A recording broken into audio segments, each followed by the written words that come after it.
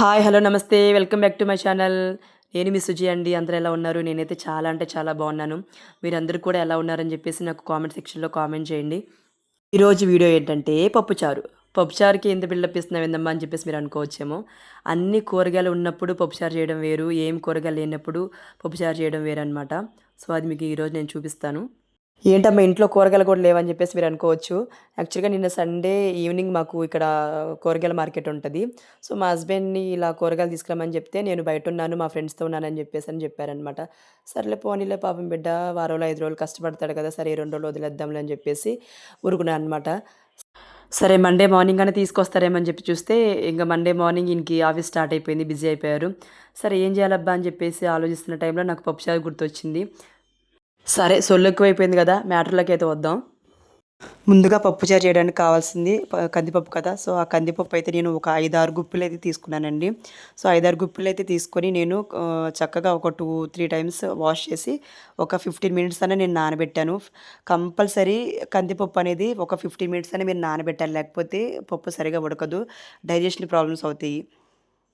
ఈ కందిపప్పు నానేలోపు మనం ఒక చిన్న టమాటా, ఒక ఉల్లిపాయ, 4 పచ్చిమిర్చి అయితే తీసుకొని, ఇక్కడ ఈ వీడియోలో చూపించిన విధంగా అయితే మనం కట్ చేసి తీసుకుందాము. మా ఫ్రిడ్జ్ నిండా కూరగాయలున్నా, ఆ కూరగాయలు ఏం కూర చేయాలో తెలియని టైంలో నాకు ఇదే పప్పుచారు గుర్తొస్తది. మా ఇంట్లో ఏం కూరగాయలు లేని టైంలో కూడా నాకు ఇదే పప్పుచారు గుర్తొస్తదనమాట. అంత ఈజీగా చేసేస్తాను నేను పప్పుచారు. వితిన్ 15 మినిట్స్‌లో చేసేస్తాననమాట. అంత ఇష్టము నాకు మా ఫ్యామిలీకి పప్పుచారంటే. ఇక్కడ ఉల్లిపాయ, టమాటా, 4 పచ్చిమిరపకాయలైతే కోసి పక్కన పెట్టాం గదా! సో, ఇవి కోసే టైంలో ఏంటంటే పక్కన కందిపప్పు కూడా నానిపోయినాయి. సో, ఈ ఇవన్నీ కూడా కందిపప్పు ఉన్న కుక్కర్‌లోకి ట్రాన్స్‌ఫర్ చేసేసాను. అంటే వేసేసాను. సో, వేసేసిన తర్వాత దాంట్లోకి కొంచెము పసుపు యాడ్ చేసి మూత పెట్టేసి గ్యాస్ మీద ఒక 4, 5 విజిల్స్ వచ్చేంత వరకు కూడా వెయిట్ చేశా అనమాట. ఇక్కడ 4, 5 విజిల్స్ వచ్చి పప్పు ఉడికేంతలోపు మనము చిన్న లెమన్ సైజ్ అంతా చింతపండయితే తీసుకొని మనము ఒక బాక్స్‌లోకి నానబెట్టుకున్నాము. మీరు నాకు చాలా అంటే చాలా సపోర్ట్ చేస్తున్నారండి. నా షార్ట్స్, నా డాన్స్ రీల్స్‌కి గానీ, ఇంకా నా లాంగ్ వీడియోస్‌కి గానీ మీరు చాలా అంటే చాలా సపోర్ట్ చేస్తున్నారు. మీరెప్పుడు మీ మీ సపోర్ట్ ఎప్పుడు నాకు ఇలాగే ఉండాలని చెప్పేసి నేను మనస్ఫూర్తిగా కోరుకుంటున్నాను. నేను ఇంకా ఇలాగే పైకి ఎదగాలని చెప్పేసి అనుకుంటున్నాను. ఇక్కడ పప్పయితే ఉడికిపోయిందండి. సో, పప్పేంటంటే మరీ మెత్తగా గూడా ఉడికిచ్చమాకండి. చివరికి కొంచెం తొక్కలు తొక్కలుగా ఉండేటట్టే ఉడికిచ్చండనమాట. అప్పుడే టేస్ట్ బావుంటుంది. అంటే తింటున్నా గూడా పంటికి తగులుతా ఉంటుందనమాట పప్పు. పప్పు ఉడికిన తర్వాత ఇలా పప్పు గుత్తి పెట్టి స్మాష్ చేసేయండి. అంటే మెత్తగా తిప్పేసేయండనమాట. దాని తర్వాత మీకు సరిపడా మీరెంతైతే ఉప్పు తింటారో సో, అంత మీరు ఉప్పు వేసుకోండి. సో, ఉప్పేసుకున్న తర్వాత కొంచెం కారం అనమాట. దానికి తగ్గట్టు మీరెంత కారం తింటారో అంత కారం వేసుకున్న తర్వాత కూడా మనం చింతపండు నానబెట్టుకున్నాం గదా! సో, ఆ చింతపండు రసం గూడా బాగా పిండేసి పోసుకోవాలనమాట. ఇంకా ఈ పప్పులోకి ఉప్పు, కారము, చింతపండు పులుసయితే పోసాం గదా! సో, ఇవన్నీ పోసిన తర్వాత ఏంటంటే, కొంచెము ఇట్లా చేతి మీద వేసుకొని టేస్ట్ చూడండండి. టేస్ట్ చూసిన తర్వాత అన్నీ గనక కరెక్ట్‌గా ఉన్నాయంటే గనక హ్మ్. ఓకే. లేకపోతే గనక మీరు ఈ స్టేజ్‌లోనే మీరు ఉప్పు ఏదైనా తగ్గితే ఉప్పు అయితే ఉప్పు, కారం అయితే కారము, ఇంకా ఏదన్నా పులుపయితే పులుపు ఏదైనా వేసుకోవచ్చనమాట. ఇలా అంతా టేస్ట్ చూసి అన్నీ కరెక్ట్‌గా సరిపోయినాయి అనుకున్న టైంలో ఒక చిన్న గ్లాస్ వాటర్ పోసుకోండి.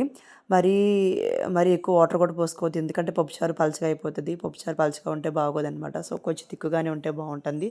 సో, అవన్నీ చూసుకొని టేస్ట్ అంతా చూసుకున్నాక గ్యాస్ వచ్చేసి మీడియం ఫ్లేమ్‌లో పెట్టేసి ఒక్క 5 మినిట్స్ అనమాట మళ్ళీ పప్పుచారు మరగనివ్వండి. ఈ పప్పుచారు మరిగేంతలోపు మనము పోపేసుకోవడానికి ఏమేం కావాలో చూద్దాం. ఏం ఐటెమ్స్ కావాలో చూద్దాము.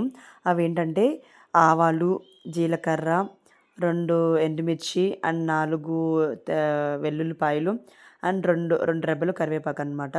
సో, ఇవన్నమాట పోపుకి కావాల్సిన ఐటెమ్స్. ఇవన్నీ కూడా ఒక ప్లేట్‌లో పెట్టుకొని అరేంజ్ చేసుకొని పెట్టుకోండి. ఇప్పుడైతే చూడండి ఇక్కడ మూతైతే తీశాను. చూడు ఎంత చక్కగా మరిగిపోతుందో గదా పప్పుచారు. సో, ఈ స్టేజ్‌లో ఉన్నప్పుడు పప్పుచారు పక్కకు తీసేసి ఒక బాండీ అయితే పెట్టుకోండి గ్యాస్ మీద. ఇక్కడ బాండీ పెట్టిన తర్వాత నూనె అయితే పోసుకోండండి. ఇక్కడ నూనె పోసిన క్లిప్ అయితే మిస్ అయిందనమాట. సో, నూనె పోసిన తర్వాత కొంచెంసేపు అట్లా కాగనిచ్చేసి నూనె దాంట్లో ఆవాలు, ఇంకా జీలకర్ర, ఎండుమిర్చి అండ్ కరివేపాకు, వెల్లుల్లిపాయలైతే మీరు పప్పు గుత్తితో దంచేయాలండి. అప్పుడే పప్పుచారుకి చాలా టేస్ట్ వస్తదనమాట. సో ఇది మాత్రం మర్చిపోవద్దు. చిన్న టిప్ అనమాట ఇది. వెల్లుల్లిపాయలు దంచేయాలనమాట. చాలా అంటే చాలా బావుంటది. టేస్ట్ గానీ, ఆ ఫ్లేవర్ గానీ చాలా అంటే చాలా బావుంటుంది. ఇక్కడ చూడండి నేనైతే వెల్లుల్లిపాయలు క్రష్ చేసి అయితే వేస్తున్నాననమాట నూనెలో. సో ఇలా వేసిన తర్వాత పోపంతా బాగా వేగిన తర్వాత ఈ పోపు తీసుకెళ్ళి పప్పుచారులో వేసేయనండి. ఈ పోపు వేసేటప్పుడు సుర్రుమన గనక అంటే పప్పుచారు బాగొచ్చినట్టు. లేదు అంటే తుస్సుమన్నట్టే పప్పుచారు. ఇలా పోపేసాక మరొకసారి మూత పెట్టేసి గ్యాస్ సిమ్‌లో పెట్టేసి ఒక్క 5 మినిట్స్ వదిలేసేయండండి. చాలా అంటే చాలా బాగా వస్తదనమాట. ఇంకంతే గుమగుమలాడే పప్పుచారు రెడీ అయిపోయిందనమాట. ఈ గుమగుమలాడే అంటే నాకు ఒక పాట గుర్తొస్తుంది. పాడమంటారా? దడుచుకోరు కదా! గుమగుమలాడే అమెరికా అందం రమ్మంటోంది చలాకీ చం చెంచ చెంచం చలాకీ చం చెంచ చెంచం గుమగుమలాడే పప్పు చారు బాగొచ్చింది చలాకీ చం చెంచ చెంచం. అది ఆ పాట గుర్తొస్తుందనమాట. సో ఈ వీడియో గనక మీకు నచ్చితే లైక్ చేయండి, షేర్ చేయండి, సబ్స్క్రైబ్ చేసుకోండి. థ్యాంక్ యూ సో మచ్ అండి అందరికీ నన్ను ఇలా సపోర్ట్ చేస్తున్నందుకు. ఈ వీడియో చివరి వరకు చూడవలసిందిగా నా మనవి. థ్యాంక్ యూ సో మచ్ అండి. Thank you so much.